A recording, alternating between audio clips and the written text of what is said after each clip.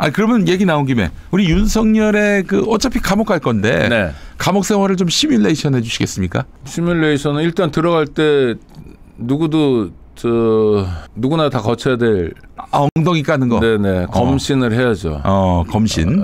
근데 이분은 좀 자세가 잘 안 나올 것 같긴 한데 하여튼 검신을 하고. 뭐 그렇다고 뭐 무슨 뭐 이게 들여다보는 게 아니라 들여다봅니다. 들여다봐요. 네, 뭐 컴퓨터로 혹은 뭐 카메라로 보는 게 아니고. 그거 뭐 저 레이저는 보고요. X선인가 뭔가 있잖아요. 그거로는 보고 그 다음에 이제 검신을 합니다. 실제로 엉덩이 까서. 네네. 요즘도. 검신을 하고 그 다음에 수의로 갈아입죠. 그러니까 전부 다 국가에서 제공합니다. 양말, 신발, 뭐 속옷까지 그런 거 입고 사이즈 뭐 큰 거 입어야 될 것 같은데. 아무래도. 그다음에 이제 구치소 가는 거죠. 구치소 가면 일정은 아무것도 없고요. 그냥 재판 준비하는 것밖에 없습니다. 뭐 서울구치소로 가든 뭐 동부는 어디든 뭐 일단 남부든 미결수 상황에서 미결이기 때문에 감옥은 운동 시간이 있습니다. 하루에 30분 정도 있는데 운동장에 나가거나 동부구치소처럼 빌딩형 구치소인 경우에 좀 농구장만한 크기의 큰 방이 있어요. 거기서 이제 그냥 오밀조밀 뭐 좀 걷는 거 정도 운동을 하고 그거 말고는 23시간 30분을 자기 독방에서 생활해야 됩니다. 구치소에는 식당이 없어요. 교도소도 마찬가지고. 그래서 밥은 어디서 먹냐면 자기 방에서 먹습니다. 갖다 주는 걸 먹고 잠도 거기서 자고 씻는 것도 거기서 씻어야 됩니다. 그러니까 좁은 공간에서 하루에 23시간 30분 있어야 되고 또 빨간 날에는 운동을 못 하거든요. 연휴거나 뭐 크리스마스거나 신정일 때는 운동도 못 하고 그래서 심리적으로 굉장히 불안한 상태가 될 거고요. 그럴 때 뭐 무속에 기대면 낫겠죠. 뭐. 술은 못 먹죠. 술 못 먹죠. 야, 이건 개인에게는 도움이 되죠. 알코올 중독은 술 마셨을 때가 정상이거든요. 안 마셨을 때 비정상인데 비정상을 자꾸 경험해야 진짜 정상으로 돌아올 수 있잖아요. 중독을 끊어내는 건. 그래서 국가가 윤석열의 알코올 중독도 치료해 주는 거죠. 아, 그렇죠. 개인에게는 결과적으로 도움이 되는 건데 본인은 아마 못 견딜 거예요. 엄청나게. 그렇죠. 성격상. 근데 뭐 양지열 변호사님 말씀으로는 한 보름 정도 저렇게 알코올 의존성 인물이 한 보름만 지나면은 그때 비로소 자기가 뭔 죄를 저질렀고 과오를 직시하면서 아, 나의 범죄는 이러하니 이런 형량이 가능하겠구나.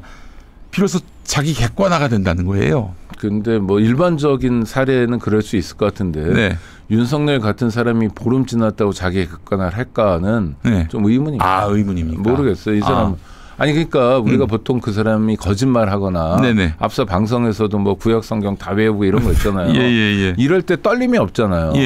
그다음에 계엄을 선포할 때도 이 사람 분명히 술 먹고 한 거거든요. 계엄 해제할 때도 술 먹은 상태고 그리고 자리에 앉아서 했잖아요. 서지도 못하고 뭐 이런 상태 아닙니까? 그래도 거침이 없잖아요, 이 사람이. 보통은 그렇게 되면 좀 위축되기 마련이거든요. 그렇지 않습니까? 써니힐님 말씀으로는 알코올 중독은 금단 현상 때문에 더 미친 짓을 한다. 이런 말씀도 하시네요. 그래도 미친 짓을 해봤자 감옥 아니니까 그건 좀 다행이죠. 아, 그렇죠. 뭐 어떤 미친 짓이 있을지 모르지만 벽을 머리로 들이박는다 이런 정도가 있을 텐데 그럼 자기만 아프죠.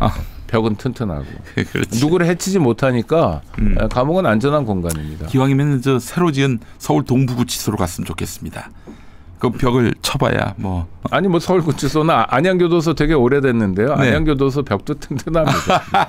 머리로 어떻게 할 수 있는 건 아니고요. 알겠습니다. 자, 우리 이제 윤석열의 감옥 생활 시뮬레이션을 해봤습니다. 동부로 가겠죠? 아무래도. 모르겠습니다. 뭐 그거는 뭐 별로 중요한 사실은 아니고요.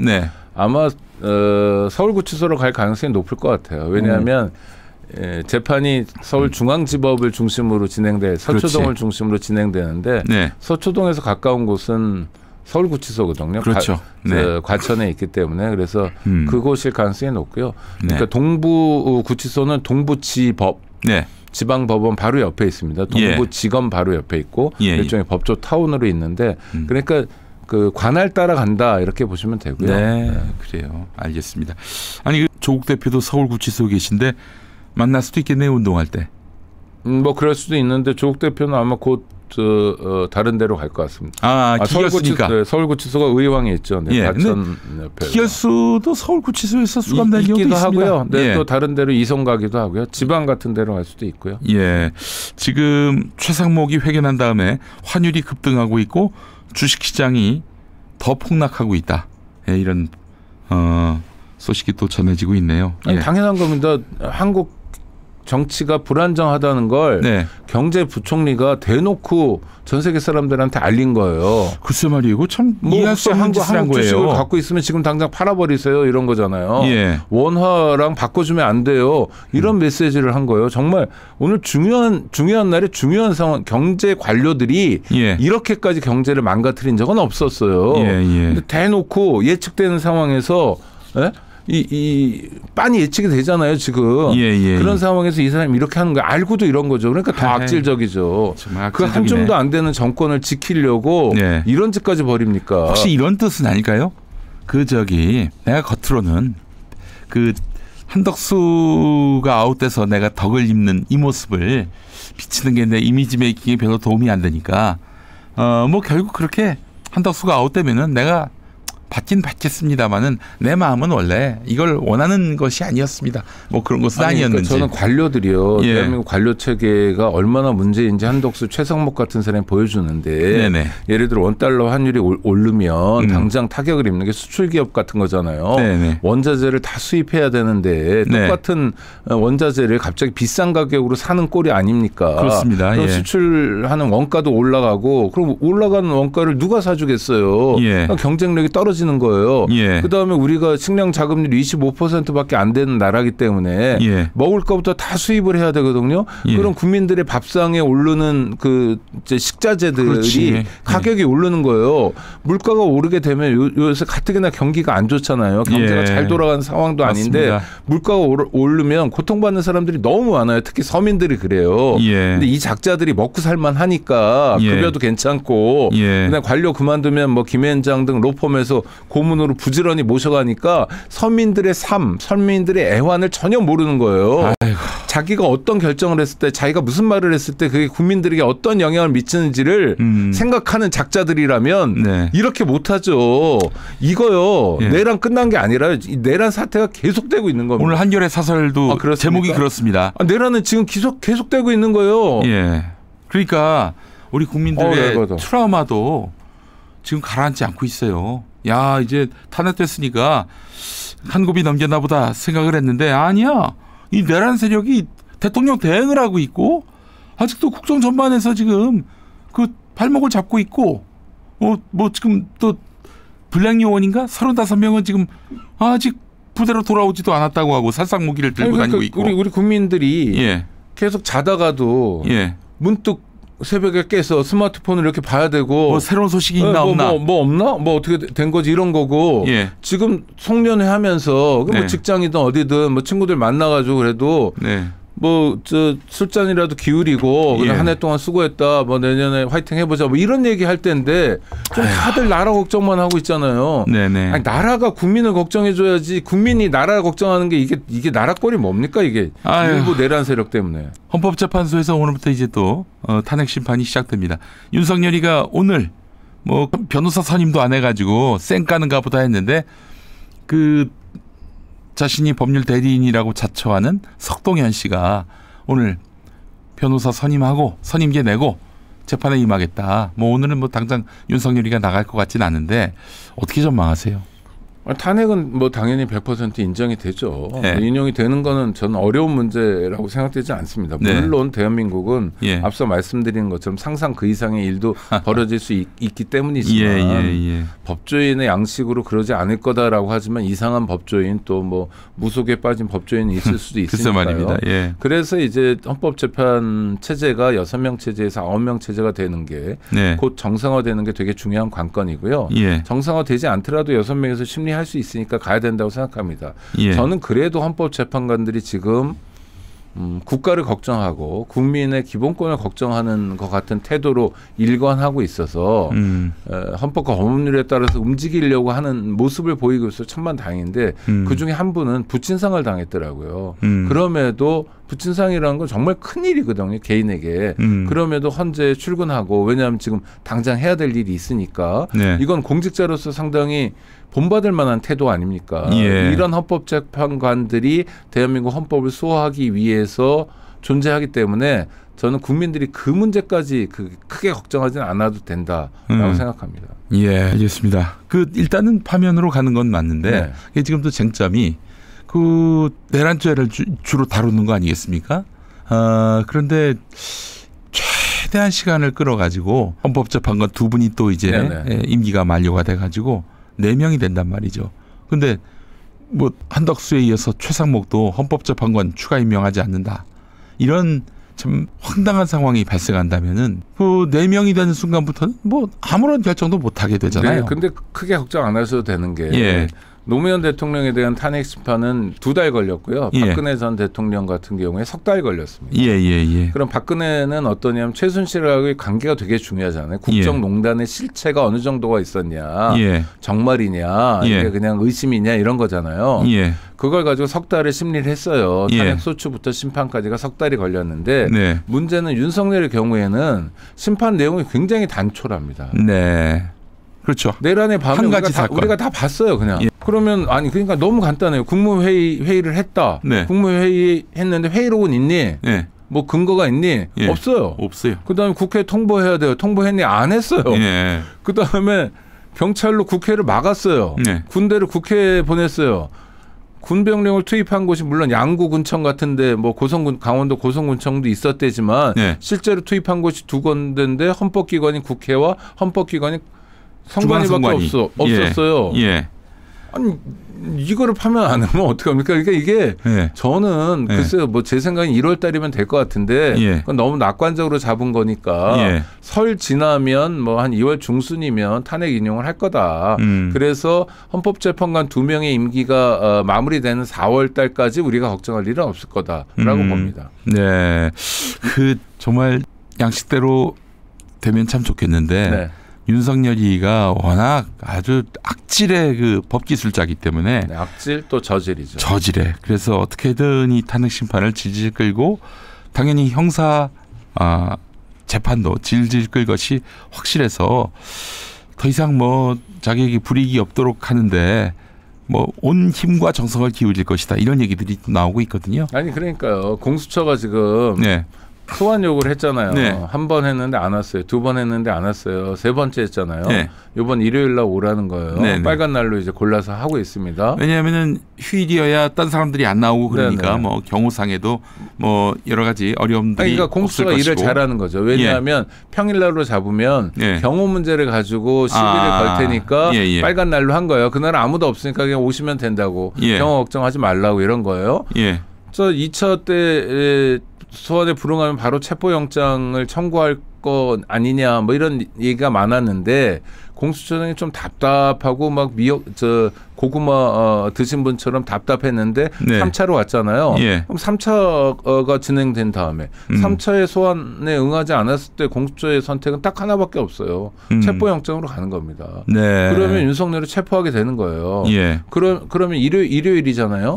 일요일 날 소환에 불응하면 그다음에 월요일이나 화요일쯤에 체포하게 되면 어쩌면 연말에 아니면 연초에 구치소에서부터 뭐 시작하게 되는 거죠. 네.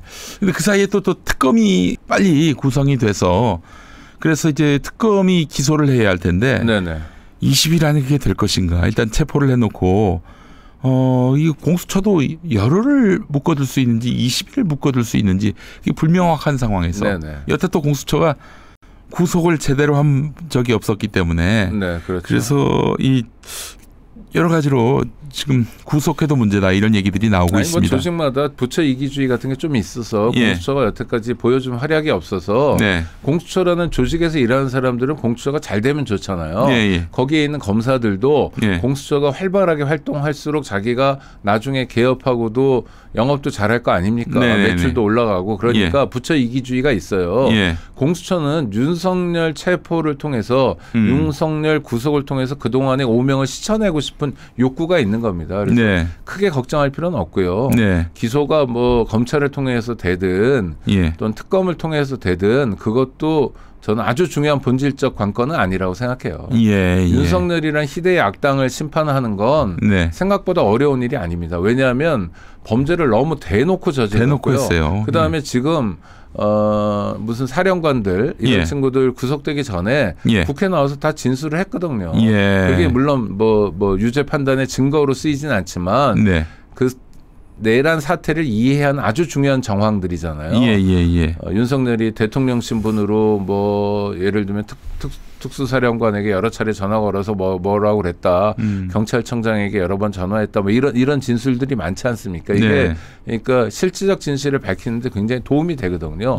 국회가 천만다행으로 놀지 않았고 내란 사태 이후에 자기 역할을 했고 그래서 국민들이 내란 사태에 대해서 어느 정도 이해하고 있다. 알고 있다. 내란 사태는 그날 밤에 생중계됐다. 이게 중요한 관건입니다. 알겠습니다. 뭐 제가 제일 불안해하는 것 같다라고 하시는데 아니 제가 저 가스라이팅 당한 사람들 말하자면 윤석열 패거리들 전광훈 일당들 이자들이 하는 폐악질들 생각하면은 하지 말아야 될 또 없었어야 할 그런 국론 분열이라든지 국론 분열이 아니라 이 말하자면은 상상할 수 없는 이런 폐악질들 이런 것들이 너무 염려가 돼서 노파심이 좀 많습니다.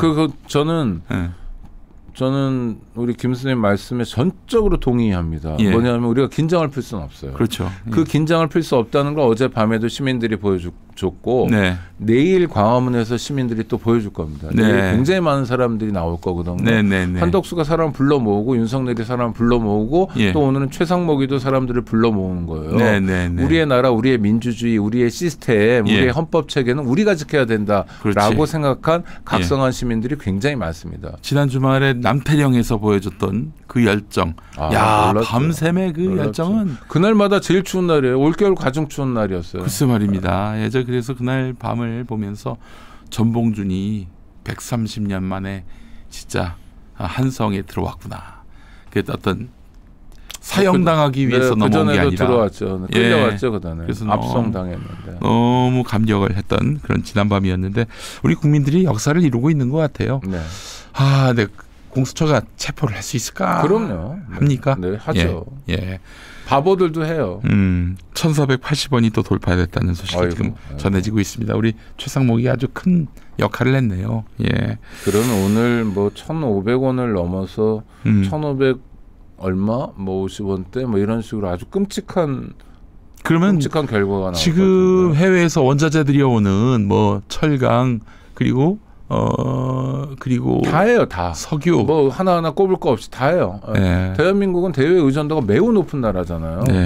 OECD 가입국 중에 우리보다 높은 나라가 있어? 할 정도로 대외 의존도가 높은 나라인데 원달러 환율이 이렇게 오른다면 이거는 아주 심각한 경제 위기가 이미 시작됐다는 거죠. 무책임한 사람들입니다. 나쁜 사람들이에요. 저도 이런 여건들이 자꾸 악화되는 상황에서 조선일보 등 이런 수구 언론들은 한덕수 대행을 탄핵했기 때문에 뭐 환율이 치솟는다 이런 식으로 이 어떻게 말을 그렇게 지어냅니까?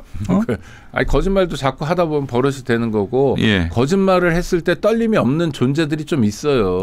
전광훈인가 뭐 그 사람 제 입에 담기도 좀 더러운 느낌인데 그런 사람도 그렇고 윤석열도 그렇고 조선일보에서 글이라고 쓴다는 작자들도 마찬가지고 그래도 동아와 중앙은 그렇게까지 망가지지 않은 모습을 보여주잖아요. 요즘 동아는 아주 대단합니다, 진짜. 아니 뭐 대단하다고 평가해 줄 건 아니지만 이 국면에서 언론 본연의 역할에 가까이 가려고 그러는 것 같아요. 중앙도 그렇고 아주 쓰레기 같지는 않아요. 약간 쓰레기 뭐 이런 느낌인데 조선 대놓고 지금 이슈화이팅을 하고 있거든요. 그래야 자기들이 먹고 사는데 도움이 된다고 생각하는 거죠. 정말 나쁜 사람들이에요. 악질과 저질 사이에 맴돌고 있는 자들이 너무 많아요. 44년 전 포고령 하고 거의 뭐 한자 틀림없이 똑같은 포고령이 44년 후에 공포가 됐습니다. 그것이 가능할 수 있는 대한민국 민주주의였구나라는 생각이 드니까 너무 참 참담하고요. 우리 인권 운동을 하시는 국장님 보시기에 한국 민주주의 이제 결국은 또 새로운 세상을 열었을 때는 우리가 무엇을 어떻게 보완해야 할지 나름대로 생각하시는 바가 많이 있을 것 같아요. 보완할 게 많죠. 뭐 이를테면 지금 길거리에서 희망의 빛을 비춰주고 밝혀주고 있는 분들 있잖아요. 이분들 중에서 다음 총선에 국회의원이 될 가능성이 있는 분이 있을까요? 한 명도 없을 거예요. 왜 젊은 여성들이니까. 그렇죠? 아니 뭐 무슨 그 중에 뭐 가방끈이 긴 사람도 있겠고 그렇게 다양한 직역에 종사하겠고 그렇겠죠. 뭐 외국 유학 갔다 온 사람도 있고 그렇지만 실제로 뭐 선택적으로 하나 정도 껴주는 거 아니면 그 사람들이 그 민주주의의 가장 중요한 역할을 했던 사람들이 국민을 대표할 가능성은 현재 시스템에서는 굉장히 적습니다. 지금 누가 되냐면 그냥 각계 자기 자리에서 성공했다고 자부하는 사람들, 관료로 고위공직자까지 올라간 사람들, 뭐 이런 사람들 아닙니까? 그다음에 남들 데모하고 그럴 때 혼자서 고시원에 앉아가지고 고시 공부해가지고 뭐 시험 잘 봐가지고 뭐 변호사 됐다거나 뭐 검사 됐다거나 뭐 이런 사람들만 잔뜩 국회의원이 되고 있어요. 그러니까 경찰 출신 국회의원도 지금 11명인가 되는데요. 대부분 국힘에 가 있습니다. 이 사람들도 이를테면 경찰에 실제로 경찰로서 역할을 해준 사람들은 누굽니까? 중하위직들이잖아요. 그렇죠. 일선이잖아요. 일선 경찰관 중에서 국회의원 된 사람 하나도 없어요. 다 치안감, 치안장관, 치안총감 이렇게 높은 고위직에 있었던 사람들이 국회의원이 되고 있거든요. 그렇습니다. 요 고리를 끊어야 됩니다. 그러려면 어떻게 되냐? 일단 지금보다 비례를 대폭 늘려야 돼요. 전부 다 비례를 하는 것도 방법인데 그게 당장 어렵다면 지금 아주 찔끔하고 있는데 훨씬 더 느리고요. 그다음에 지역구에서도 소선거구제보다는 좀 더 안정적인 이를테면 중선거구 정도를 간다든지 해서 그러니까 약자를 대변하거나 스스로 약자인 사람, 뭐 누굴 대변할 필요가 없이 그냥 내가 당사자인 사람들이 국회에 진출해야 됩니다. 그럼 지금보다 지금 남성으로만 되어 있는 거의 국회보다 여성이 훨씬 더 늘어야 되고요. 연령적으로도 지금 꼰대들만 잔뜩 앉아 있잖아요. 그게 아니라 젊은 사람들이 늘어야죠. 뭐 제 친구들이기도 한 586 그룹들이 이제 좀 집에 가야죠 이제. 아니 정말 가야 돼요. 많이 해먹었으니까. 그래서 지금 거리에 불빛을 밝히고 있는 이 새로운 사람들. 그러니까 이 사람들이 그 시민연설 같은 걸 하잖아요. 꼭 그런 얘기를 해요. 나는 남태령에도 있었고요. 나는 탄핵될 때 여의도에도 있었고요. 나는 오늘 지금도 여기도 있어요. 이게 아주 중요한 정체성이거든요. 그러니까 민주주의를 지키는 현장마다 있었던 고마운 사람들. 공무원들은 일을 하면 돈을 주잖아요. 그리고 대접을 받잖아요. 시민들은요.